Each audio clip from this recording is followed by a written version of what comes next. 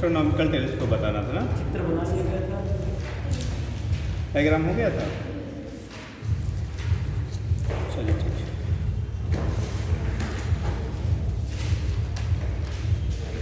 Diagram बना लिया था बेटा एस्ट्रोनॉमिकल का। देखो उसमें एस्ट्रोनॉमिकल टेलीस्कोप में कल आपको कंपाउंड माइक्रोस्कोप हो गया था, ठीक। एस्ट्रोनॉमिकल टेलीस्कोप आपको बताना था। एस्ट्रोनॉमिकल टेलीस्कोप में बोला गया था बेटा ऑब्जेक्टिव लेंस का साइज, ठीक है, यानी फोकल लेंथ और अपर्चर की वैल्यू लार्ज होती है इन कंपेरिजन टू क्या, आई पीस या आई लेंस। तो आई लेंस के रिस्पेक्ट में एस्ट्रोनॉमिकल का क्या था आपका, ज़्यादा था, ठीक। अब कंडीशन क्या होता है कि जब हम लोग दिखाएंगे बेटा मैग्नीफाइंग पावर वगैरह, डायग्राम बन गया था, ठीक। तो उस केस में आप वहाँ पे नीचे लिख लीजिएगा जो अपर्चर होगा और फोकल लेंथ होगा ऑब्जेक्टिव का, वो किसके रिस्पेक्ट में, आई पीस के ज़्यादा। तो लिख लीजिएगा इन एस्ट्रोनॉमिकल टेलीस्कोप, कुछ लिखा नहीं था तो एक पहले रुक जाओ ऐसे, फिर तो वैसे पहले लिख लो। इसका यूज़ किसके लिए करते हैं बेटा, astronomical telescope are used for, मतलब जो हेवेंटली बॉडीज़ होती हैं लार्ज डिस्टेंस पे, उनको देखने के लिए हम लोग यूज़ करते हैं। लार्ज डिस्टेंस पे जो कैसी होती हैं, बड़ी, ठीक है, हाँ, लॉन्ग डिस्टेंस पे लार्ज बॉडीज़ हैं, ठीक है, उनको आपका क्या करने के लिए, देखने के लिए हम लोग यूज़ करते हैं। उसी को कहा जाता है क्या, एस्ट्रोनॉमिकल टेलीस्कोप, ठीक। तो लिख लीजिएगा astronomical telescope are used, astronomical telescope are used to see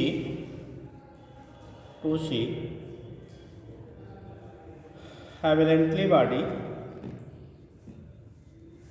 heavenly HEAVENTLY, heavenly bodies present at large distance, heavenly bodies present at large distance, present at large distance या लॉन्ग डिस्टेंस जो भी कर लीजिए, ठीक। देखो तो टेलीस्कोप में जब हम लोग बात करते हैं बेटा, तो यहाँ पे जो फोकल लेंथ आपका होता है, क्या फोकल लेंथ की जब बात करेंगे, या ऑब्जेक्टिव लेंस का, ऑब्जेक्ट की तरफ जो होगा ऑब्जेक्टिव लेंस ग्रेटर देन क्या होगा, एफ आई लेंस, ठीक। तो ऑब्जेक्टिव लेंस का फोकल लेंथ जो होता है वो आई लेंस से बेटा क्या होता है, लार्ज होता है। और अपर्चर जो होगा यानी डी, ठीक है, उसका डायमीटर जो आपका होगा उसकी साइज भी ऑब्जेक्टिव पे क्या होगी, आई लेंस से आपकी लार्जर होती है। तो ये लिख लीजिएगा इनका क्या, astronomical telescope F objective greater than F eye lens and D objective greater than D eye lens, ठीक। तो ऑब्जेक्टिव लेंस का जो फोकल लेंथ है और अपर्चर है दोनों ही आपका आई लेंस के रिस्पेक्ट में कैसा होते हैं, लार्ज होता है बेटा, ठीक। कल आपने दे डायग्राम उसका बना लिया था, ठीक। देखो वहाँ पे जो इंटरमीडिएट इमेज बनता है वो रियल था या वर्चुअल था बेटा, इंटरमीडिएट इमेज, तो इंटरमीडिएट इमेज का फॉर्मेशन होता है वो आपका रियल होता है या वर्चुअल होता है, रियल होता है, रियल एंड इन्वर्टेड था, ठीक है। ऑब्जेक्ट के रिस्पेक्ट में कैसा होगा, स्मॉलर होगा। तो लिख लीजिएगा, पॉइंट करके लिख लीजिए the intermediate image is real inverted and small. जबकि जब हम लोग कंपाउंड माइक्रोस्कोप की बात किया था तो जो आपका इंटरमीडिएट इमेज था वो कैसा था, real inverted and in large था, और यहाँ पे कैसा है आपका, स्मॉल है। तो दोनों में अंतर होता है बेटा, वहाँ इन लार्ज है और यहाँ पे क्या है, स्मॉल होता है। तो लिख लीजिएगा क्या लिखा बेटा, रियल इन्वर्टेड एंड स्मॉल, ठीक। तो उस कंडीशन में जो इंटरमीडिएट इमेज होता है वो रियल होता है बेटा, इन्वर्टेड होता है और कैसा होगा आपका, स्मॉल होता है। आगे लिखेंगे एंड फाइनल इमेजेस कैसा होगा बेटा, nature of the final image, final image का नेचर कैसा होगा, इन्वर्टेड, रियल और आभासी,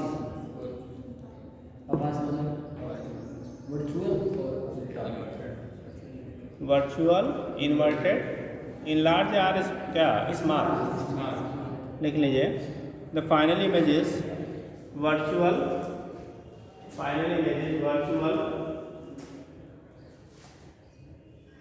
inverted, and small. And small, virtual inverted and small. तो जो आपका फाइनल इमेज होता है बेटा वो वर्चुअल होता है, इन्वर्टेड होता है और कैसा होता है आपका स्मॉल होता है। तो ये कंडीशन आपकी होती है, इसके बेस पे हम लोग दिखा देते हैं क्या होगा। अब बात आता है बेटा मैग्नीफाइंग पावर का। ठीक, मैग्नीफाइंग पावर, इस पे क्वेश्चन को पूछे जाते हैं। इसका मैग्नीफाइंग पावर देखो इनफाइनाइट पे इमेज आपका बनता है। ठीक, तो लिख लीजिएगा magnifying power, magnifying power, magnifying power, इसका ये पॉइंट होगा मैग्नीफाइंग पावर में when final image is formed at, when final image is formed at, when final image is formed at capital D यानी least distance of distance vision, capital D। अब जरा आप compare कर लो बेटा, हम लोगों ने जब कंपाउंड माइक्रोस्कोप पढ़ा था उस कंडीशन में मैग्नीफाइंग पावर कैपिटल D पे जब इमेज बनता था तो लिखा था -VO/UO 1+FE/D। याद आ रहा है? जब आपको क्या कंपाउंड माइक्रोस्कोप के केस में आपने फाइनल इमेज इनफाइनाइट और से कैपिटल D पे बनता था, उस केस में आपने फार्मूला देखो लिखा था मैग्नीफाइंग पावर का, ठीक है, M = -VO/UO ब्रैकेट में 1+FE/D लिखा था। यहाँ पे बस आपको वहाँ पे जो VO यानी कि जो इमेज की डिस्टेंस आपकी होती थी ऑब्जेक्टिव द्वारा और EO होता था ऑब्जेक्ट की डिस्टेंस ऑब्जेक्टिव लेंस से, ठीक, उसकी जगह पे FO/FE लिख लेते हैं। तो यहाँ मैग्नीफाइंग पावर जो होगा जब हम लोग डिस्टेंस ऑब्जेक्टिव विजन पे लेंगे तो यह FO/FE ब्रैकेट में 1+FE/D। बस इतना सा चेंज कर लेना। कंपाउंड माइक्रोस्कोप में यहाँ -VO/UO होता था, यहाँ पे -FO/FE होता है। ठीक, तो जब आपका कहाँ पे बनेगा फाइनल इमेज, ठीक है, lead distance of distinct vision D यानी 25 सेंटीमीटर पे, तो उस कंडीशन में आपका, ठीक है, यहाँ पे आप उठाएंगे तो उस कंडीशन में क्या होगा, यहाँ से जब आप फाइंड करोगे तो मैग्नीफाइंग पावर की वैल्यू -FO/FE 1+FE/D के बराबर होता है। ठीक, FO/FE 1+FE/D के इक्वल हो जाएगा। दूसरा लिखेंगे सेकेंड पार्ट। और इसके इसमें बताओ लेंथ क्या होगा, लेंथ की वैल्यू क्या होगी? कहाँ? और इन्होंने बोला FO+FE होगा। लेंथ ऑफ द टेलीस्कोप जो है उसकी वैल्यू ये बोल रहे हैं कि जब D पे बनेगा तो FO+FE के बराबर होगा। क्या राइट है या रॉन्ग? FO+UE होगा सर। अरे ऑब्जेक्ट इनफाइनाइट पे था तो वो FO पे बना, तो ऑब्जेक्ट की पहले इमेज की डिस्टेंस तो FO हो गई, लेकिन अगर हमें D पे बनाना है तो FE रख दो तो फिर से इनफाइनाइट बन जाएगा ना।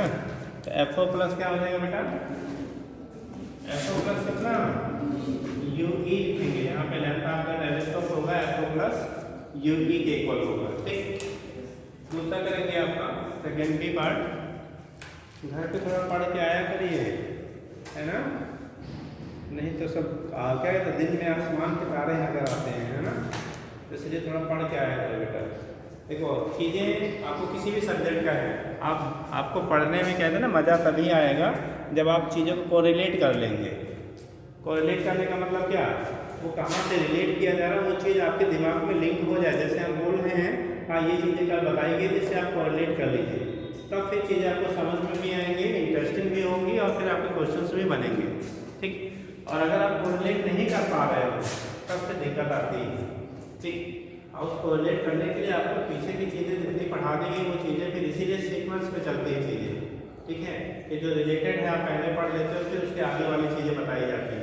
अब अगर रिलेटेड सिस्टम में ये बोला कि मैग्नीफाइंग पावर अभी उन्होंने कंपाउंड माइक्रोस्कोप में पढ़ा था -VO/U 1+FE/D, उसकी जगह पे केवल हमें चेंज कर लेना है, जहाँ पर VO/U था वहाँ पे FO/FE करना है। बट अगर वो आप रिलेट कर पा रहे हो तो ठीक है, नहीं रिलेट कर पाएंगे तो फिर इसको आपको रखना पड़ेगा।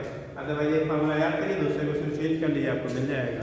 ठीक है, चलो बेटा, तो ये केस आपका हो गया MD की वैल्यू -FO/FE 1+FE/D हो गया, या अगर लेंथ निकालोगे तो FO+UE के बराबर हो जाएगा। ठीक, नेक्स्ट आप करेंगे when final image found at infinity.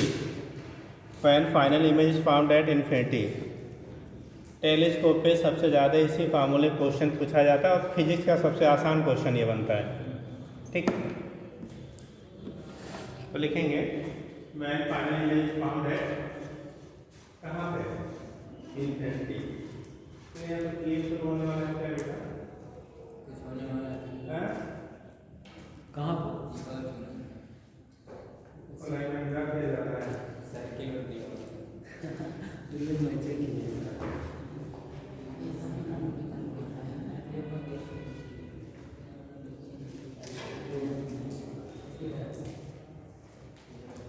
चलिए तो जब इनफाइनाइट में हम लोग रखते बेटा ना तो फार्मूला याद रखिएगा मैग्नीफाइंग पावर, ठीक।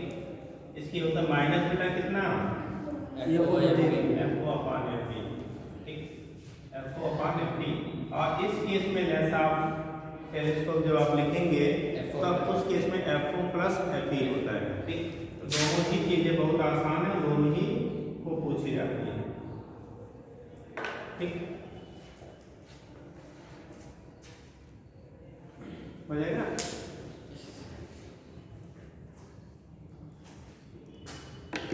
वो सब नहीं पड़ता है जो चश्मा जो बनवाते थे अब चश्मा आपको नहीं बनवाना है, अब सीधे चश्मा लगाना है। वो नहीं पढ़ाते वो इसमें आप इसी बात बताइए।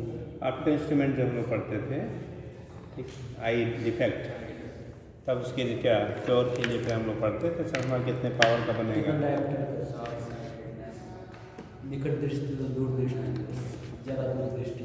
अब सीधे जो पेशेंट आएगा उसको सीधे लगा दीजिए, कोई भी है, ठीक। चलो देखो एल की वैल्यू FO प्लस FE की क्या हो जाएगा बराबर होगा, ठीक। आज के 4-6 साल पहले क्या अभी तक मान के चलिए, ठीक। आज से 4-6 साल पहले आप जो हमारे ITS और डॉक्टर निकल के क्या फॉरेन में जाते थे ना, बड़ा रिस्पेक्ट मिलता था कि इंडियन डॉक्टर और क्या है इंजीनियर हैं, क्योंकि इतना डिटेल में अदर कंट्रीज़ में नहीं पढ़ाई जाती है। जो अपने यहाँ की जो सिलेबस थी, जो कंपटीशन की सिलेबस थी, और जितना डीप में बच्चे पढ़ के जाते थे, ये क्वालिटी अन्य जगहों पे बहुत कम मिलती है, ठीक। लेकिन अभी जितना आपको शॉर्ट आउट किए जा रहे हैं ना, कुछ दिन के बाद बाहर जाएंगे तो भगा दिए जाएंगे सब, कहेंगे तुम्हारे से अच्छा तो हमारे यहाँ आएंगे तुम्हें रखेंगे, ठीक। तो यही कहानी है फिर। हाँ चलो देखो हो गया बेटा, FO प्लस क्या हो जाएगा FE हो जाएगा। तो यहाँ से हम लोग निकाल लेते हैं मैग्नीफाइंग पावर जो होता है क्या होगा और लेंथ ऑफ द टेलीस्कोप क्या होगा, इसके बेस पर आप रिप्रेजेंट कर लेते हैं, ठीक। अभी का क्वेश्चन कर लीजिए फिर आगे देखा जाए। क्वेश्चन एक लिखिएगा, determine value of magnifying power of determine value of magnifying power of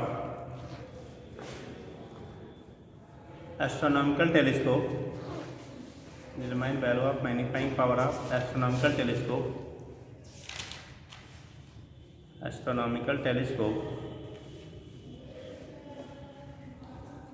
Magnifying power of astronomical telescope, ठीक। Determine value of magnifying power of क्या एस्ट्रोनॉमिकल टेलीस्कोप, ठीक। ये लिखिए उस focal length of objective is, ऐसे कर लो, क्या लिखा है एस्ट्रोनॉमिकल टेलीस्कोप लिख लीजिए। Focal length of objective is 2 metre and eyepieces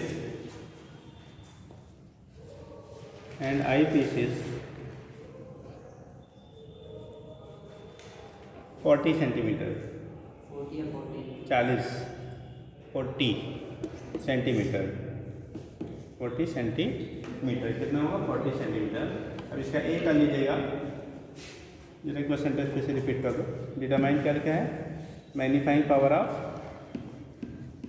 astronomical telescope whose क्या ऑब्जेक्टिव इज 2 मीटर और 40 सेंटीमीटर लिखिएगा। एक ए पार्ट का लेना हुआ है final image is found at when final image is found at D, और बी कर लिया when final image is found at infinity. पहला कर लो when final image is found at D, ये डिस्टेंस आप लिख लीजिए, और दूसरा when final image is found at infinity, when final image is found at infinity. तो इन्फिनिटी पे होगा तब क्या होगा, डी पे होगा तब क्या होगा। when final is found at infinity.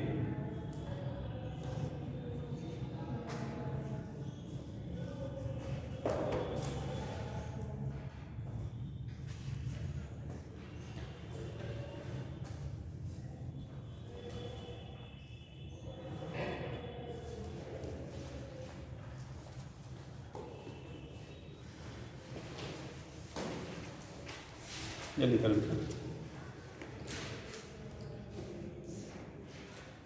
D के वैल्यू कैसे निकालते हैं? क्या बेटा?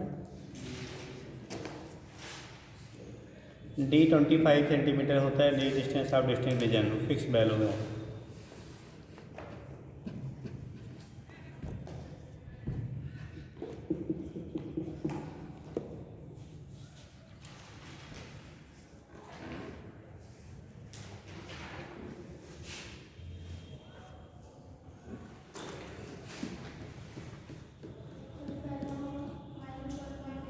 हाँ बेटा।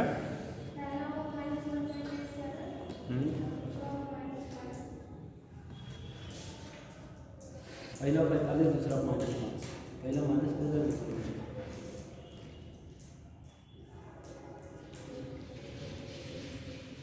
एल आपका कितना आया है? 45। कितना है? -1.87 मीटर और दूसरे का -5 मीटर। ओके, हमारा डी का लगाया जी आपका क्या है? 45, 5। 45 और 5। ए का 45, डी का 5, दोनों माइनस में।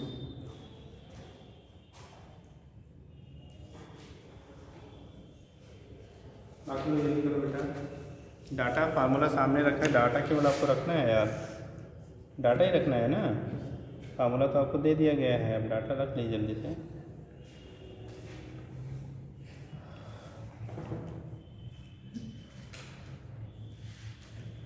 और थोड़ा जल्दी जल्दी करिए, सिलेबस अभी बहुत कुछ पढ़ाना है हम लोग को, स्पीड बढ़ाइए। सही और गलत। हाँ बेटा, अब तो चेक किया जाएगा।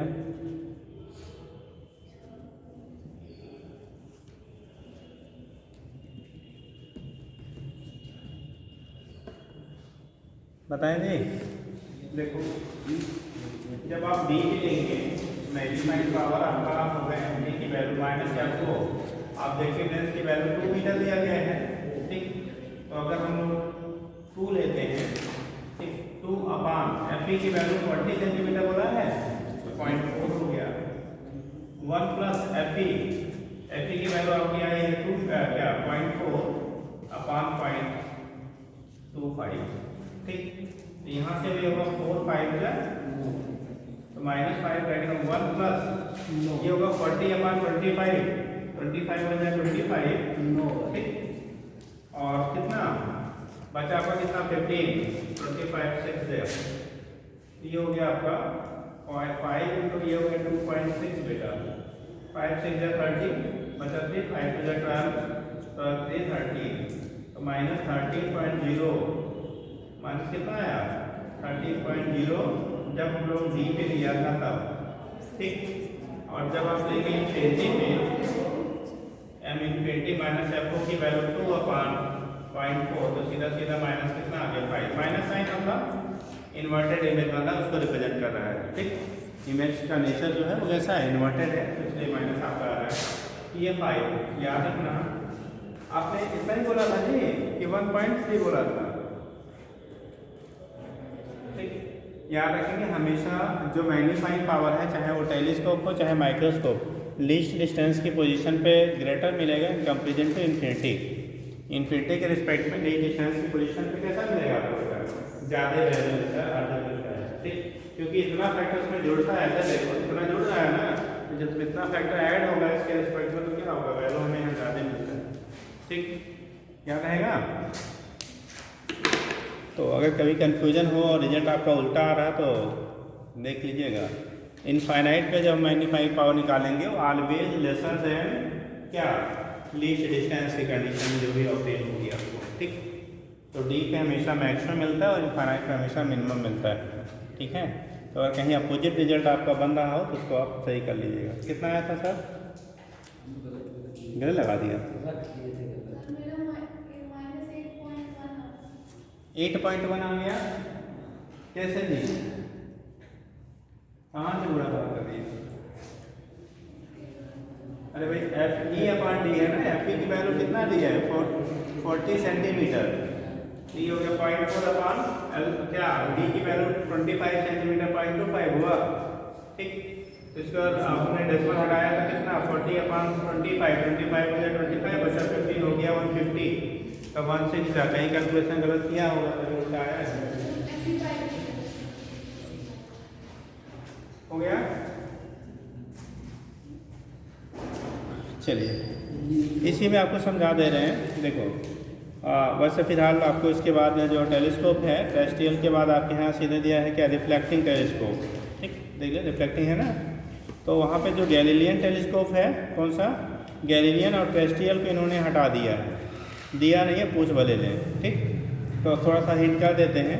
देखो बेटा, जब हम लोग बात करते हैं इसके लिए टेरेस्ट्रियल टेलीस्कोप, ठीक, जैसे आपका एस्ट्रोनॉमिकल टेलीस्कोप को यूज़ करते हैं स्टार्स वगैरह को, स्टार्स हो गया, मून हो गया, ऐसे सब चीज़ों को देखने के लिए जो बहुत ज़्यादा डिस्टेंस पे है, बहुत लार्ज साइज़ की, ठीक। जो हम लोग टेरेस्ट्रियल टेलीस्कोप का यूज़ करते हैं, ये भी फार डिस्टेंस के ऑब्जेक्ट को, बट वो अर्थ सरफेस पे जो ऑब्जेक्ट है उनको देखने के लिए यूज़ करते हैं। जैसे आपको बोला था क्रिकेट वगैरह देख रहे हैं आप, दूर बैठे हुए हैं तो कुछ लोग, ठीक है, यूज़ करते हैं। तो जो हम लोग यहाँ पे अर्थ सरफेस पे ऑब्जेक्ट को देखने के लिए यूज़ किया जाता है वो आपका टेरेस्ट्रियल टेलीस्कोप होता है, एस्ट्रोनॉमिकल नहीं होता है, ठीक। रीजन क्या है? क्योंकि एस्ट्रोनॉमिकल टेलीस्कोप से जो इमेज बनेगा आपका वो इन्वर्टेड बनेगा, और अगर हमें यह सरफेस पर किसी ऑब्जेक्ट को देखना है तो जनरली हम लोग उसका इरेक्ट इमेज की रिक्वायरमेंट होती है, तो उसके लिए टेरेस्ट्रियल टेलीस्कोप का यूज़ किया जाता है। अब इन्वर्टेड इमेज को इरेक्ट करने के लिए बीच में एक एनदर लेंस का यूज़ किया जाता है बेटा, जिसे कहा जाता है इरेक्टिंग लेंस, ठीक। जब आप एस्ट्रोनॉमिकल टेलीस्कोप का यूज़ करते हैं तो यहाँ दो लेंस होते हैं, एक ऑब्जेक्टिव होता है, दूसरा आई पीस होता है। और जब हम लोग टेरेस्ट्रियल टेलीस्कोप का यूज़ करते हैं वहाँ 3 कॉन्वेक्स लेंसेज होते हैं। One is objective towards object, other is eye piece towards क्या? Eye, and between objective and eye piece another lens called क्या? इरेक्टिंग लेंस आर यूज्ड, ठीक। तो तीसरा जो बनता है बीच में बेटा वो इरेक्टिंग लेंस यूज़ किया जाता है। इरेक्टिंग लेंस का पर्पज़ होता है वनली जो फर्स्ट इमेज आपको बना हुआ है ना, first image by objective lens will be erected, उसको सीधा कर दे। जो फर्स्ट इमेज आपका बना है उसे क्या करते हैं? वो सीधा करने के लिए हम लोग यूज़ करते हैं, मतलब उसको इरेक्ट करने के लिए आप क्या यूज़ करते हो? जो भी आपका इमेज बना हुआ है उसे क्या करते हैं? वो इरेक्ट करते। तो इरेक्टिंग पर्पजेज में उस लेंस का क्या करते हैं हम लोग? यूज़ करते हैं, जो भी आपका इमेज है। साइन हो गया बेटा सबका? तो उस केस में, ठीक, उस कंडीशन में क्या होता है कि जो आप लेंस यूज़ करोगे ना, वो हम बीच में केवल पर्पज उसका इरेक्ट करना है। अगर इरेक्ट केवल कर रहा है तो साइज़ को कोई चेंज नहीं कर रहा है तो क्या मैग्नीफिकेशन में कोई डिफरेंस आएगा? जैसे बाय द वे ये मान लो हम ऑब्जेक्टिव लेंस है, ये इरेक्टिंग है और ये आई पीस है, ठीक। अब जो मैग्नीफिकेशन होना है हमारे और इनके द्वारा हो रहा है, बीच में क्या कर रहे हैं? केवल उसको सीधा कर दे रहे हैं। जो उल्टा इमेज बना था इन्वर्टेड, उसे इरेक्ट कर दे रहे हैं। तो जब केवल इरेक्टिंग पर्पज से इनका यूज़ किया जा रहा है तो उस केस में इनकी वजह से मैग्नीफिकेशन में कोई इफेक्ट नहीं आता है। तो जो मैग्नीफाइंग पावर आपका एस्ट्रोनॉमिकल टेलीस्कोप के लिए जो फार्मूला आप लोग बनाते हैं बेटा, वही फार्मूला आपका किसके लिए? टेरेस्ट्रियल टेलीस्कोप के लिए भी होगा, सेम से। डिफरेंसेस केवल लेंथ ऑफ द टेलीस्कोप आपका होगा, ठीक। जब हम लोग लेंथ की बात करेंगे तो यहाँ पे जब लेंगे, ठीक, इस केस में लेंगे FO + 4F + UV, और यहाँ लेंगे FO + 4F + FE। F जो होगा वो फोकल लेंथ आप इरेक्टिंग लेंस ले लेंगे, तो केवल लेंथ जो आपका होगा टेलीस्कोप का वो बढ़ जाता है बेटा, और उस कंडीशन में मैग्नीफाइंग पावर से कोई इफेक्ट नहीं होंगे। लेंथ में यहाँ 4F यानी जो इरेक्टिंग लेंस का आपका क्या है? फोकल लेंथ है, उसका 4 टाइम्स हम लोग ऐड कर लेते हैं। क्यों 4 टाइम्स करते हैं? कोई बताएगा रीजन? 4 टाइम्स 4F क्यों ले रहे हैं लेंथ में इंक्रीजमेंट? कोई लोग? इरेक्टिंग लेंस जो आप यूज़ करेंगे तो उसकी वजह से जो लेंथ आपका होता है टेरेस्ट्रियल टेलीस्कोप का, उसका लेंथ आ जाएगा FO + 4F + UE जब फाइनल इमेज डी पे बनता है, और जब हम लोग का फाइनल इमेज इनफाइनाइट पे बनेगा तो FO + 4F + FE बनता है। क्या लगता है? वो चित्र को उल्टा दिखता है उधर वाले में, उसको सीधा करने के लिए उसका जो बीच में हम एडिशनल तिसरका वाला जोड़ते हैं, उससे और इसकी डिस्टेंस जो रहती है वो 4F रहती है, इसी वजह से उसको 4F लिया जाता है। क्यों 4F ही लेते हैं, कुछ और ले लें तब? और ले लेंगे तो सर सीधा सीधा नहीं आएगा, तब उसमें मैग्नीफाइंग में उसमें वो हम देखना चाहते हैं यहाँ पर तो इधर दिखेगा, अगर और डिस्टेंस बढ़ा देंगे तो इधर दिखेगा, इसकी वजह से 4F लेते हैं। और वो कैलकुलेशन करने पे उसे आएगा। चलिए बैठिए। देखो होता क्या बेटा, बताएगा हमें काफ़ी हद तक। होता क्या है, हम लोग किसी भी यहाँ पे इरेक्टिंग लेंस का काम केवल क्या है, इमेज जो फर्स्ट बना था इंटरमीडिएट इमेज, उसे इरेक्ट करना, इतना ही काम था ना। तो उस केस में अगर उसे इरेक्ट करना आपका पर्पज़ है, उसे क्या काम करना है, इरेक्ट करना अगर पर्पज़ है, तो उस केस में इरेक्ट करने के लिए क्या करने के लिए, आपको इरेक्ट करने के लिए हमेशा हम लोग क्या करेंगे बेटा, जो लेंस चूज आप कर रहे हो, क्या कर रहे हो, आप लेंस कर रहे हो, लेंस को ही केवल अगर उसके साइज को सेम इमेज से सेम रखना है, तो कभी पास जब 2F पे रखते हैं और इमेज उसका कहाँ पे बने, 2F पे बने। अगर ऑब्जेक्ट आप 2F पे रख रहे हो और इमेज भी हमारा कहाँ पे बनता है, 2F पे बनता है, तो उस कंडीशन में आपका क्या कहलाएगा, वो जो आपका लेंस है वो मैग्नीफिकेशन को इफेक्ट नहीं करेगा, केवल इमेज को क्या करेगा, वो इरेक्ट करेगा। इसीलिए वहाँ पे 4F लेते हैं बेटा। 2F ऑब्जेक्ट की डिस्टेंस लेंस है और 2F उसके इमेज की डिस्टेंस, तो इसीलिए बीच का जो एडिशनल डिस्टेंस इंक्रीज होता है 4F होता है। कितना होता है वो, 4F होता है, ठीक है। तो यहाँ पे इसके बेस पे आप यहाँ से रिप्रेजेंट कर लेते हो बेटा, कितना होगा कैसे होगा वो डिनोट कर देते हैं, ठीक। चलिए आगे लिखेंगे। तो ये तो फिलहाल है। नेक्स्ट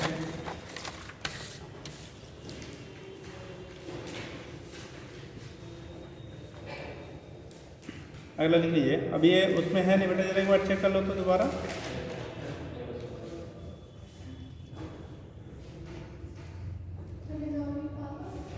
हाँ नहीं, निजामी पावर तो अभी आगे की बात आएगी बेटा। निजामी पावर है, देख लीजिएगा। नहीं, उड़ा दिया है, पहले रहता था उसको हटा दिया। गैलीलियन भी नहीं है ना? हाँ अच्छा, लाइन गैलीलियन है, गैलीलियन नहीं है। रिफ्लेक्टिंग है, टेस्टियल है कि एस्ट्रोनॉमिकल था, टेस्टियल है, कन्फ्यूज नहीं कर रहा है। लिखो, अच्छा लिख लीजिए, टेरेस्ट्रियल टेलीस्कोप लिख लीजिए, कोई उसमें नहीं।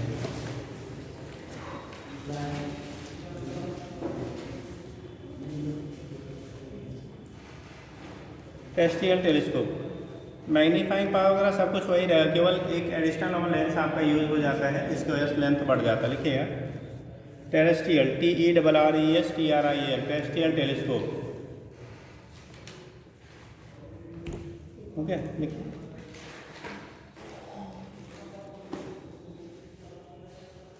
अब इसका यूज होता है बेटा, जो यह सरफेस पे ऑब्जेक्ट आपके होते हैं उनको क्या करने के लिए, देखने के लिए, ठीक। तो लिखिए it is used to see, it is used to see far object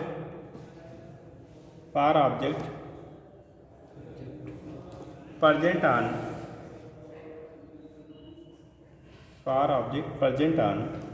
earth surface, far object present on earth surface,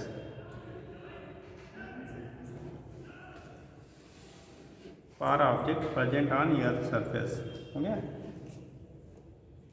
You to see far object present on earth surface। लिखिए it consists of next line से लिखो, it consists of 3 convex lenses, convex मतलब converging, ठीक।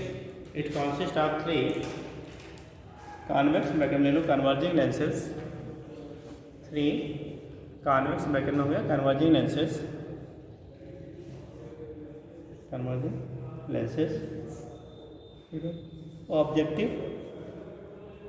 Objective cum eyepiece and erecting, eyepiece होता eye lens and erecting, हो गया। अब देखो अगर हम लोग रे डायग्राम बनाते हैं बेटा तो कैसे बनेगा, है नहीं तो बन गया यार, फोकल लेंथ वगैरह यही रहेगा, ठीक। एक्चुअली पावर वगैरह यही रहेगा, केवल इसकी लेंथ की वैल्यू चेंज हो जाती है। डायग्राम बना देते हैं, बनाई लीजिए।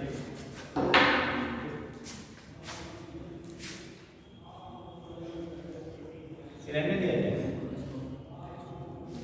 बना दें। फोकल लेंथ यही होगा, लिख लेना, बस ऐसे लिखो। चलिए क्या बनाए देगा, बना किया गया है।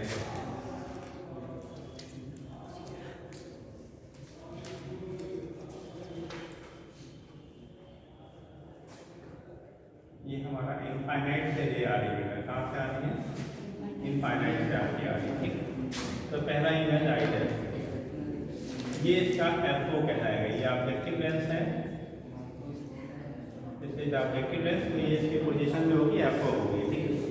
अब यहाँ से जब रिप्रेजेंट करेंगे,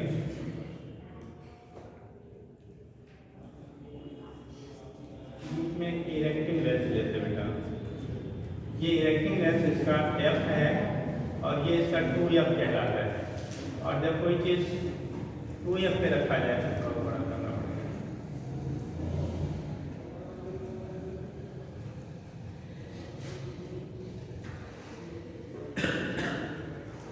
अगर हम लोग 2F पे लेंगे तो इसका इमेज भी फिर अगेन कहाँ बनेगा बेटा,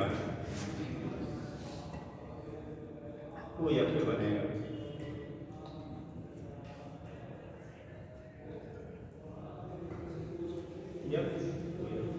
टू एफ के लिया तो इसका इमेज भी कहाँ बना फिर आगे 2F, जितना साइज इसका होगा उतना ही साइज इसका भी होगा, दोनों साइज में कैसे रहेंगे 2F सेम सेम। अब अगला जो लेंस हम लोग यूज करते हैं हम लोग आई पीस कह देंगे, और आई पीस को इस तरह से एडजस्ट किया जाता है,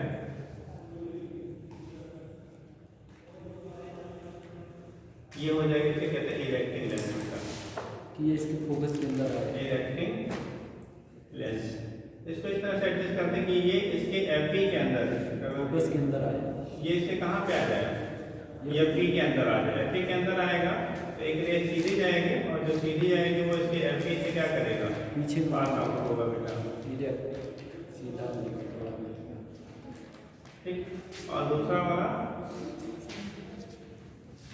सेंटर से जाएगा, ये जाएंगे, देखो आगे ही जाके डाइवर्ट होता है, क्या होता है आगे डाइवर्ट, डाइवर्ट होगा तो क्या इमेज का फॉर्मेशन क्या करेगा, इस डायरेक्शन में मिलेगा, नहीं तो हम कहाँ करते इसको बैक साइड में ले जाते हैं। जब बैक साइड में ले जाएंगे तो जहाँ दोनों कट करेंगे ये फाइनल आपका इमेज बनता है, ये क्या हो जाएगा फाइनल इमेज बनेगा, ठीक। तो ये रे डायग्राम इसका हो जाता है फाइनल इमेज। डिफरेंसेस क्या आ रही है, देखो यहाँ से ये दूरी आपकी जो BO होगा, BO इक्वल टू FO मिलेगा, ठीक। ये यहाँ से और यहाँ तक की जो डिस्टेंस है ये टोटल आपका 4F हो जाता है, क्या हो जाएगा 4F। ये डिस्टेंस हमारी यहाँ से ये UE होगी जब हम लोग D पे रखेंगे, और वही UE की वैल्यू F के बराबर होगी जब इनफाइनाइट पे ले लेंगे, ठीक। तो यहाँ पे वेल फाइनल इमेज फॉर्म पहला हो जाएगा बेटा, well final image is formed at D, तो यहाँ पे LD का मान होगा FO plus 4F plus UE, यही चेंज हो रहा है बेटा, ठीक। और जब फाइनल इमेज कहाँ बनेगा इन्फिनिटी पे, when final image is formed at infinity, अगर फाइनल इमेज इनफाइनाइट पे बनेगा, फाइनल इमेज क्या होगा इनफाइनाइट पे अगर इसका फॉर्मेशन हो रहा है तो एम इनफिनिटी की वैल्यू हो जाएगी बेटा माइनस कितना FO upon FP, same formula है, बस केवल लेंथ की वैल्यू चेंज हो जाती है। यल इनफिनाइट पे जो आप निकालोगे लेंथ टेलीस्कोप इसका, तो उस केस में आ जाएगा F कितना FO plus 4F plus FP, FO plus 4F plus क्या हो जाएगा FP के बराबर हो जाएगा। तो यहाँ से हम लोग डिटरमाइन कर लेते हैं लेंथ क्या होगा, उसके बेस पर आपका डिटर्मिनेशन हो जाता है, ठीक।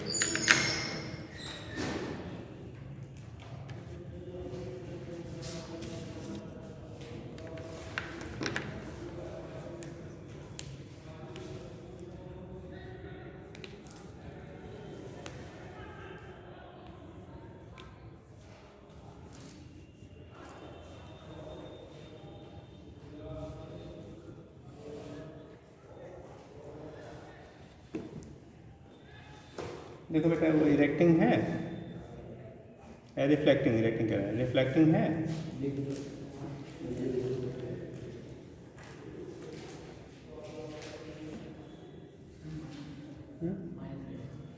हाँ माइनस साइन है बेटा। अच्छा ये एक चीज सुन जरूर करेगा, यहाँ पे जो आपकी होगा एक चीज जब आपका क्या इरेक्ट कर दे रहा है ना, तो ये साइन जो है ये हट जाएगा, साइन क्या हो जाएगा यहाँ से रिमूव हो जाएगा, क्योंकि आपको कंडीशन क्या बन रहा है, अब इमेज कैसा इरेक्ट बन रहा है, और जब इरेक्ट बनेगा तो मैग्नीफाइंग पावर हमारी पॉजिटिव हो जाएगी। ठीक, तो साइन आप सही कर लेना। और एक चीज़ और थोड़ा सा आप चेंज कर लेना, तो यहाँ पे जब साइन होगा तो ये वैल्यू हमारी क्या आ जाती है, या माइनस यहाँ आने का, तो ये साइन हमारी यहाँ पे आ जाती है, 1 माइनस हो जाता है। इस तरह थोड़ा चेंज, साइन कन्वेंशन चेंज कर लीजिएगा। ठीक,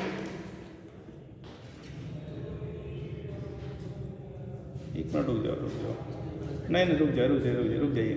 आपने क्या किया है, एक मिनट क्या बेटा, हमने इन दोनों कॉन्वेक्स ही लिया है ना साइड वाले, खाली साइन आगे का हटा दो, क्योंकि ये इरेक्ट है तो यहाँ पे साइन आपका अपोजिट कर दो, बाकी सही है बेटा। केवल यहाँ का साइन क्योंकि इरेक्ट में बन रहा है तो वो चेंज हो जाएगा। अभी एक आपका गैलीलियन टेलीस्कोप पड़ा होगा, ठीक, फिलहाल अब हटा दिया गया है। गैलीलियन के केस में जब हम लोग लेते हैं तब वहाँ पे आ जाता है आपको अपान Fe1 माइनस Fe/d, क्योंकि वहाँ पे दूसरा कॉन्केव लेंस लेते हैं। ठीक, वो फिलहाल हो जाएगा बेटा। चलिए, तो ये हो गया आपका इसकी डिफरेंट हमारे, ठीक है, जो इंस्ट्रूमेंट है उसके बेस पे आप दिखा देते हैं यहाँ से। ठीक, और देख लो बेटा क्या कुछ बचा है, मिला जी, रिजॉल्विंग पावर हटा ही दिया गया है, बाइनोकुलर हटा ही दिया गया है। लाइए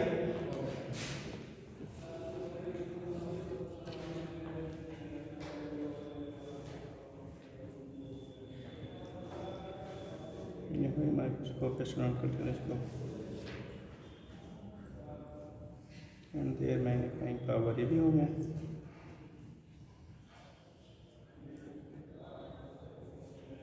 रिफ्लेक्टिंग दिया तो है इसमें, फिलहाल लिख लीजिए बेटा रिफ्लेक्टिंग का भी। रिफ्लेक्टिंग में कुछ वो नहीं होता है फिलहाल, बस उसका यूज़ करते हैं मोर ब्राइटर इमेज के फॉर्मेशन के लिए, क्योंकि यहाँ जो हम लोग एस्ट्रोनॉमिकल टेलीस्कोप लेते हैं बेटा, तो एस्ट्रोनॉमिकल टेलीस्कोप से जो बनने वाला इमेज होता है ना, वो काफ़ी चूँकि लॉन्ग डिस्टेंस पे होते हैं, तो इमेज बहुत डर बन जाता है। डर मतलब कैसा, क्लियर नहीं होता उतना। ठीक, इसलिए उसकी ब्राइटनेस को इंक्रीज करने के लिए वहाँ पे हम लोग क्या एक मिरर का यूज कर लिया जाता है, इसीलिए उसे दूसरे को टर्म में रिफ्लेक्टिंग टेलीस्कोप क्या कहते हैं, रिफ्लेक्टिंग टेलीस्कोप कहा जाता है। ठीक, तो यहाँ पे केवल लेंसेज जहाँ यूज़ करते थे वहाँ पे उसकी जगह पे एक रिफ्लेक्टिंग मिरर यूज़ कर लिया जाता है। तो जब मिरर यूज़ करते हैं तो उसी को टर्म देते हैं, फिर रिफ्लेक्टिंग क्या कह लेते हैं, टेलीस्कोप कह लेते हैं। ठीक, तो लिख लीजिए, उसको भी लिख लीजिए साथ में, रीडिंग करिएगा बेटा, रिफ्लेक्टिंग टेलीस्कोप। बाकी केवल ये इनफाइनाइट की कंडीशन में हम लोग कंसीडर शो करते हैं।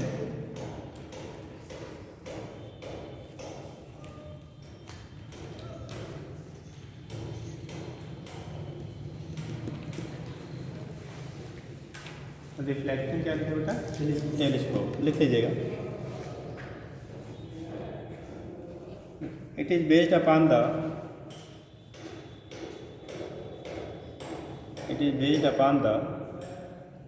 same principle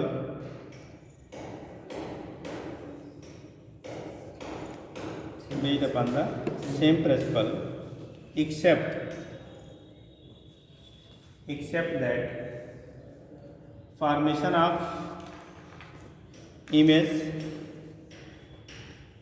that formation of image takes place by reflection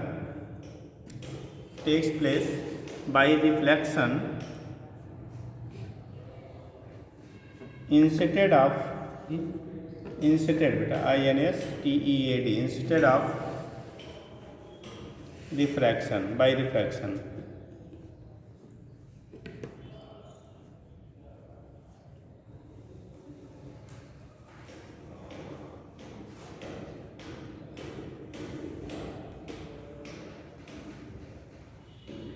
देखो यहाँ पे कंडीशन क्या होता है बेटा, जब हम लोग देखते हैं तो समझ लेना। कंडीशन जो ली जाती है बेटा, जो हम लोग यहाँ अभी पीछे जो भी हम लोगों ने टेलीस्कोप देखा, माइक्रोस्कोप देखा, सारे में सारे वो लेंस का केवल यूज़ करते थे। किसका यूज़ करते थे? लेंस का। रिफ्लेक्टिंग जो टेलीस्कोप बनाते हैं वहाँ पे लेंस की जगह पे एक मिरर का यूज़ किया जाता है। जैसे जो ऑब्जेक्टिव हम लोग लेते थे ना, तो ऑब्जेक्टिव हमारा क्या होता था? लेंस होता था। जब रिफ्लेक्टिंग टेलीस्कोप यूज़ करेंगे तो वहाँ पे लेंस की जगह पे क्या ले लेते हैं? ऑब्जेक्टिव के प्लेस पे आपको मिरर कॉनकेव ले लिया जाता है। जो कॉनकेव मिरर होता है, देखो कॉनकेव मिरर का फंक्शन वही होता है जो कॉन्वेक्स लेंस का होता है। कॉन्वेक्स लेंस भी देखो क्या करती है? कन्वर्स करती है, और कॉनकेव मिरर भी क्या करता है? कन्वर्स करता है। तो दोनों का पर्पस कैसा है? कन्वर्जिंग है।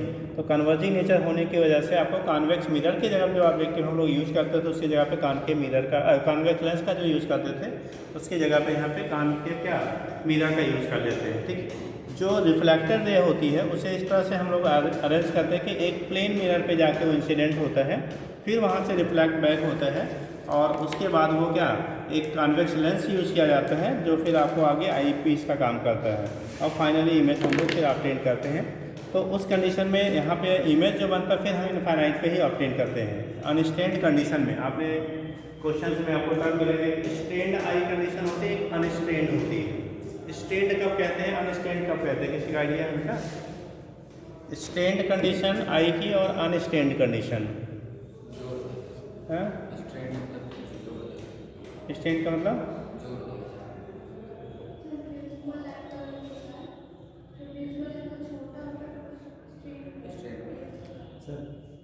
और स्टेंड कंडीशन क्या होती है कि अनस्टेंड कंडीशन क्या होती है? सर जी हमको पास की वस्तु देखने रहती तो हमको प्रेशर लगाना पड़ता है आँख पर, तो वो स्टेंड कंडीशन होती है। और 25 सेंटीमीटर से और उधर रहता है या थोड़ा दूर पे रहता है तो हमको प्रेशर नहीं लगाना पड़ता, तो वो स्टेंड कंडीशन हो सकती है। देखो बेटा, हेल्दी आई के लिए आपने नियर पॉइंट लिया था 25 सेंटीमीटर, मतलब अगर आपके आई में कोई डिफेक्ट नहीं है तो आपकी जो निकट बिंदु, हिंदी में शायद पढ़ा होगा आप लोगों ने, जिन लोगों ने पढ़ा है, वो 25 सेंटीमीटर, और फार पॉइंट जो होता है जिसे दूर बिंदु शायद कहते हैं, वो इनफाइनाइट लिया जाता है। मतलब हेल्दी आई के लिए अगर object lie between 25 to infinite then no strain is develop on the eye. उस कंडीशन में आपके नेत्र पे, आंखों पे कोई भी प्रेशर डेवलप नहीं होता है। बट अगर आपको जो डिस्टेंस है वो बिलो 25 सेंटीमीटर ले लिया जाए, ठीक, आपकी यहाँ आई परफेक्ट है, मतलब उसमें कोई डिफेक्ट नहीं है, अगर आपका ऑब्जेक्ट की डिस्टेंस बिलो 25 सेंटीमीटर ले लिया जाए तो उस केस में आपको एक एक्स्ट्रा क्या होता है? प्रेशर स्टेन डेवलप होता है। ठीक, तो अगर आपको एक नॉर्मल जो डिस्टेंस हमारी है उससे कम या उससे ज़्यादा लेते हैं तो उस कंडीशन में क्या होगा? आपकी स्टेन कंडीशन, क्योंकि आई के लिए जब हम लोग पार्ट डिस्टेंस इनफाइनाइट लेते हैं हेल्दी आई के लिए, तो इसलिए उससे ज़्यादा कुछ माना नहीं जा सकता है। तो इसीलिए बोला जाता है अगर 25 सेंटीमीटर से बिलो डिस्टेंस पे कोई ऑब्जेक्ट रखा गया है और आपकी आई हेल्दी है, उसमें कोई डिफेक्ट नहीं भी है, तो उस केस में अगर आप देखेंगे तो आपको आई पे क्या होता है कि स्टेन डेवलप होता है। तो ऐसे कंडीशन को हम लोग स्टेन्ड आई कंडीशन कहते हैं, और उससे ज़्यादा है तो क्या होगा? अनस्टेन्ड होगा। अब फार डिस्टेंस के अनस्टेन्ड उनमें आता है जिनमें डिफेक्टिव आई होती है, कि मतलब आप पर्टिकुलर 20 मीटर से ज़्यादा नहीं देख सकते हैं और ऑब्जेक्ट को आप 40 मीटर से रहती है, तो क्या करना पड़ेगा? वहाँ भी स्टेन तब डेवलप होगी। बट हेल्दी आई के लिए फार पॉइंट स्टेंड नहीं होता है, ठीक है, नियर पॉइंट केवल स्टेंड होता है। ठीक, तो वो चीज़ें होती है। तो हम लोग जब स्टेंड कह लेते हैं तो पास वाले मतलब 25 सेंटीमीटर बिलो के लिए कंडीशन लेते हैं, अनस्टेंड के लिए इनफाइनाइट ले लिया जाता है। ठीक, तो वो चीज़ें आपकी होती है, उसके बेस पे दिखा देते हैं। तो लिखिएगा यहाँ पे क्या लिखा बेटा?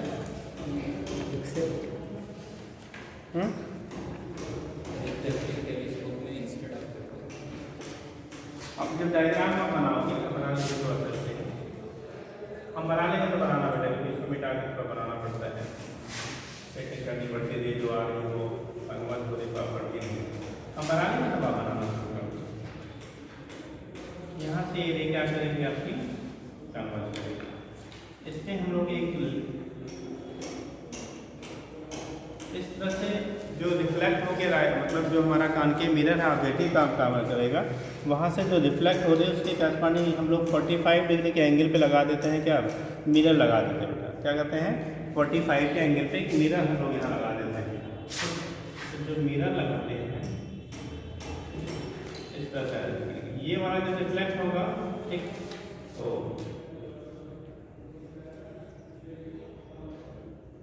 ऐसे आपको रिफ्लेक्शन दिखाना है कि दोनों आपको एक पॉइंट पे जाकर के क्या करती है, ये आ रही जो ये पैरेलल आ रही, कहाँ से आ रही है, मतलब इनफाइनाइट से।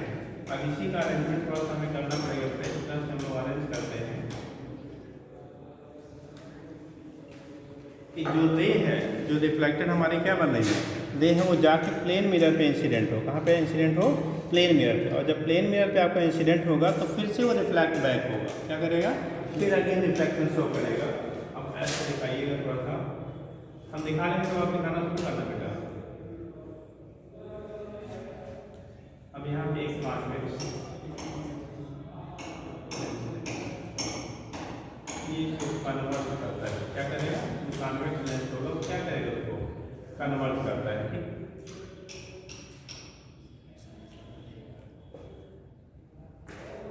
ये जो आपके क्या करेगा, जो कन्वेक्स लेंस होता है उसे हमें क्या करेगा? कन्वर्ट करेगा। फिर इसे हम लोग आई पीस पे क्या करते हैं?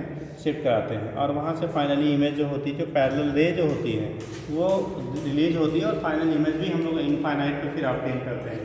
तो ये जो कन्वर्ट करेगा, अब डायग्राम बनाना शुरू करना बेटा।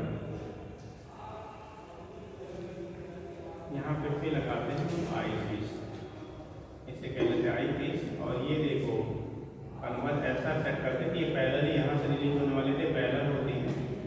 और फिर हम लोग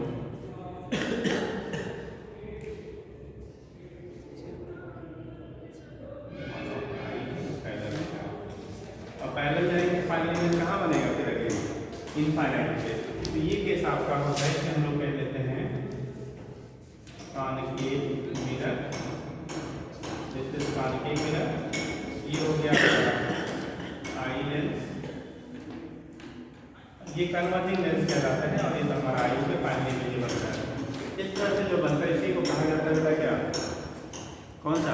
रिफ्लेक्टिंग टेलीस्कोप। इसकी क्या फ़ायदे और नुकसान क्या है, बेनिफिट्स क्या होते हैं? जो यहाँ से इमेज बनता है, जो रिफ्लेक्शन बना है, इसलिए आपका क्या होता है? ज़्यादा ब्राइटर होता है कंपेरिजन टू रिफ्लेक्शन। जो इमेज बनेगा वो मोर ब्राइटर होता है कंपेरिजन टू रिफ्लेक्शन से जो इमेज बनते हैं, ठीक। सेकंड, इसका क्या ड्रॉबैक क्या होते हैं?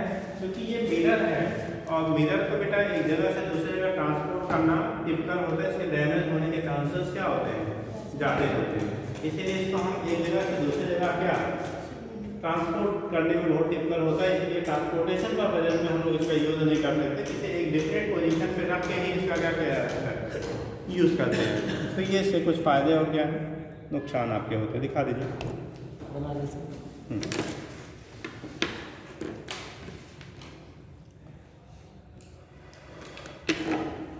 क्या रखेंगे? यहाँ से जो एंगल ये बनता है 45 एंगल बनता है। कितने डिग्री का बनता है बेटा?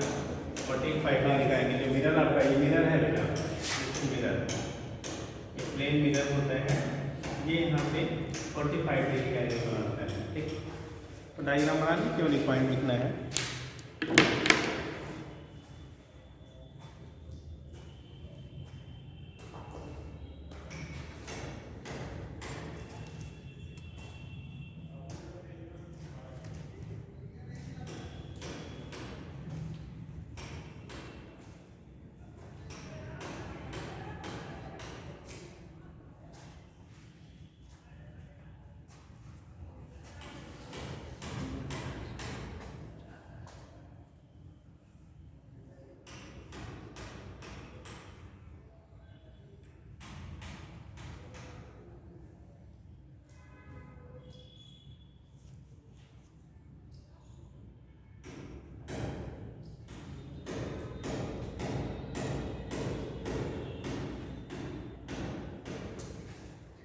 समझे?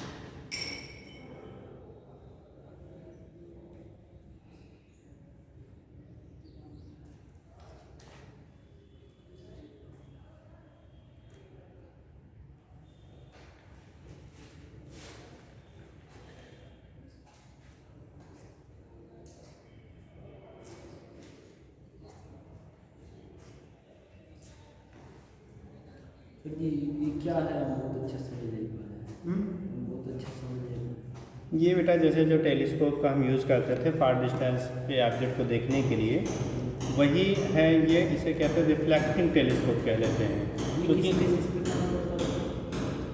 सारी चीज़ें वैसी है, वर्किंग वैसी है, बस वहाँ रिफ्लेक्शन के थ्रू हम इमेज फॉर्मेशन करते थे, केवल रिफ्लेक्शन होता था।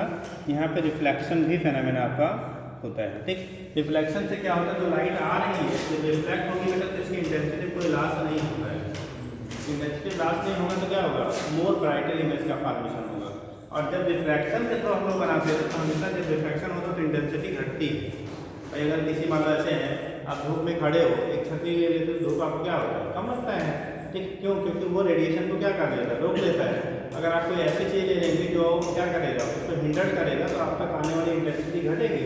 तो जब रिफ्रैक्शन के थ्रू इमेज बनाते हैं तो आपकी इंटेंसिटी जो होती है लाइट की, या कह लो अच्छा अपने लैंग्वेज में जो चमक होगा इसका ब्राइटनेस इमेज का, वो कम ब्राइटर होगा। ठीक, और जब हम लोग रिफ्लेक्शन के थ्रू बनाते हैं तो मोर ब्राइटर बनता है, क्योंकि ऑब्जेक्ट लॉन्ग डिस्टेंस पे है तो यह सरफेस तक आते आते उसकी जो इंटेंसिटी लाइट की होती है बहुत रिड्यूस हो चुकी होती है।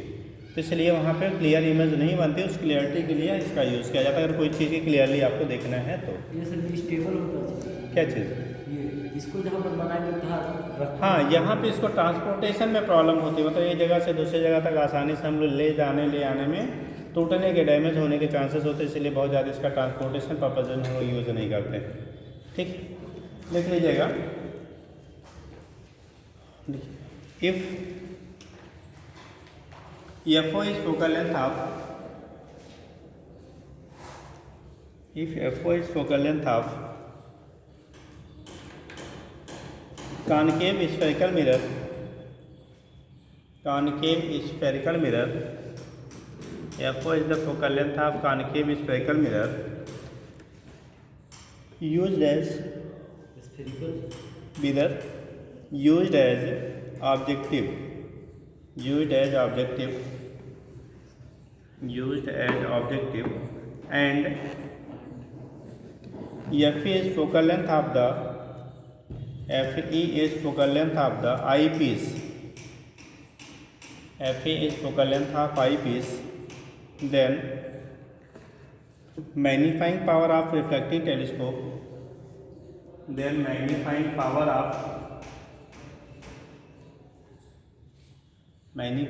of reflecting telescope is given by, लिखिएगा फॉर्मूला वही बनता है बेटा, खाली sign FO upon is given by is given by M equal to FO upon FE।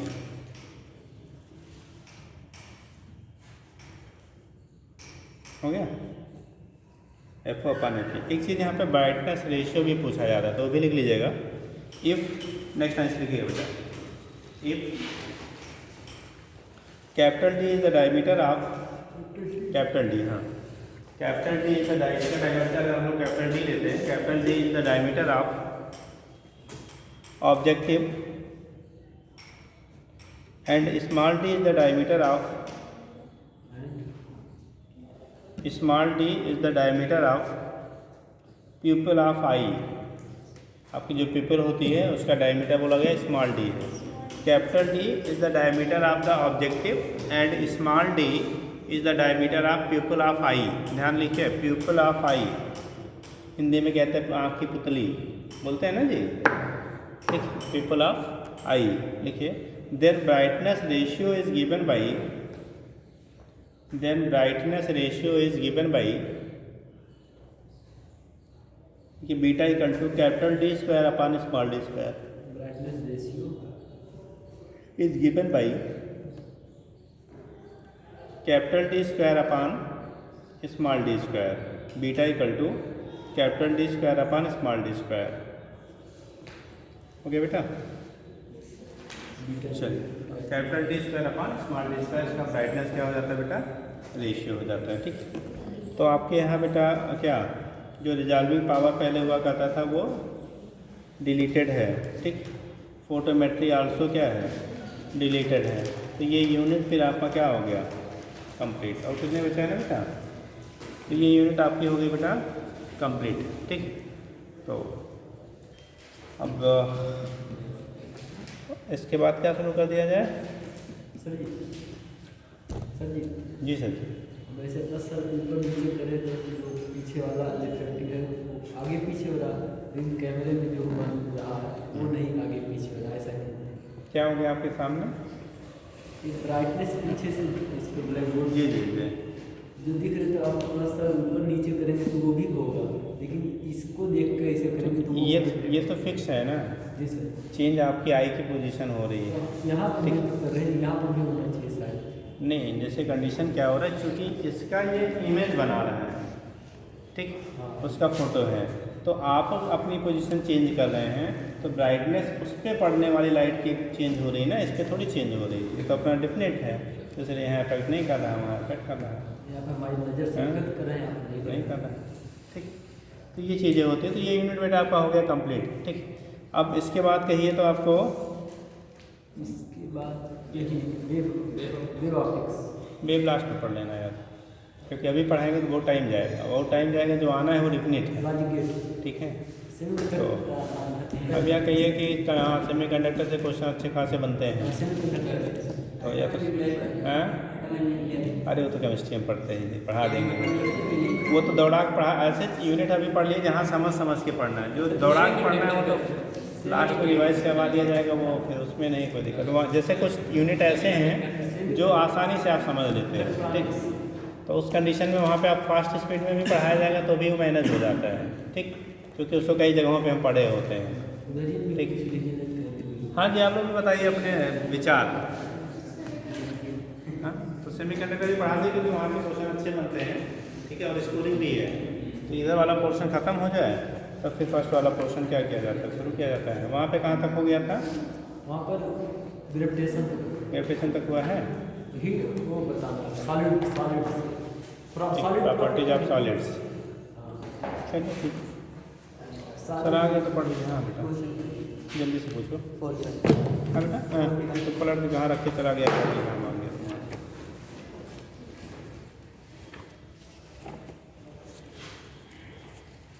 किस यूनिट का था?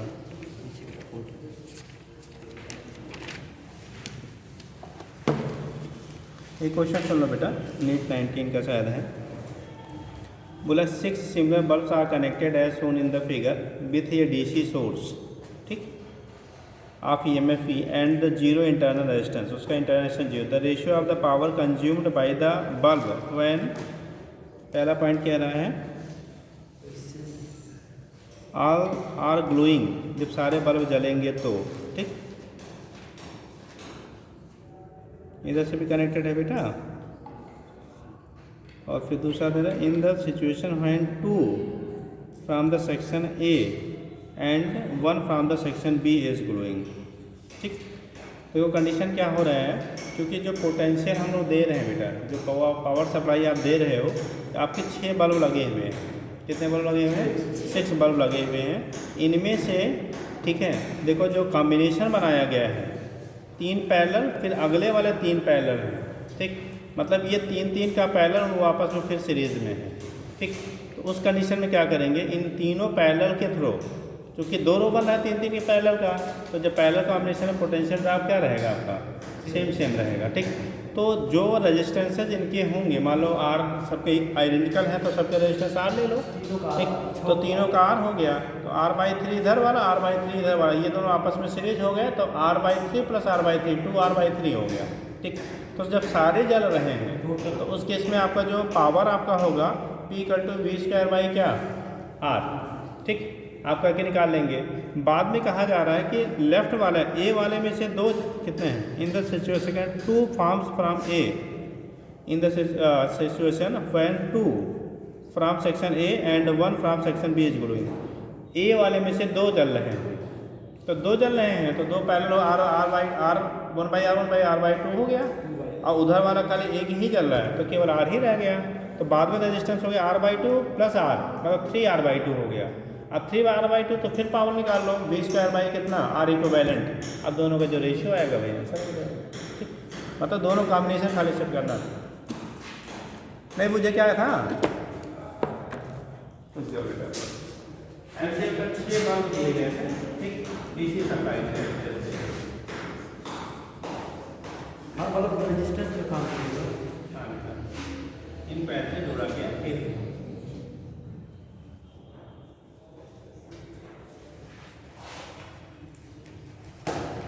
इनको एक सोर्स बैटरी से कनेक्ट कर दिया, सोर्स ई सब आइडेंटिकल है, तो सबको मालूम रेजिस्टेंस की वैल्यू सबको मालूम आ रहा, ठीक, आ रहा, तो ये सब R/3 फिर ये दोनों आपस में सीरीज में हो जाएंगे, 2R/3 हो जाएगा। बाद में कहा गया इनमें से 2 बल्ब चल रहे हैं, एक बल्ब कैंसिल, यहाँ से एक बल्ब चल रहा है, 2 बल्ब कैंसिल, तो इन दोनों का इक्विवेलेंट बाद वाले में होगा R/2 और ये R, तो R/2 का साथ सीरीज में हो जाएगा, तो 3R/2, पहले 2R/3 कॉम्बिनेशन है, बाद में 3R/2 है, और पावर होता है 20 क्या निकलेगा R इक्विवेलेंट, एक बार रखेंगे तो 2R/3, एक बार रखेंगे 3R/3, दोनों के रेशियो निकालिए इन पहले, किसकी ब्राइटनेस दे दो, अब जो भी आ रहा हो कैलकुलेट कर लीजिएगा। हो गया?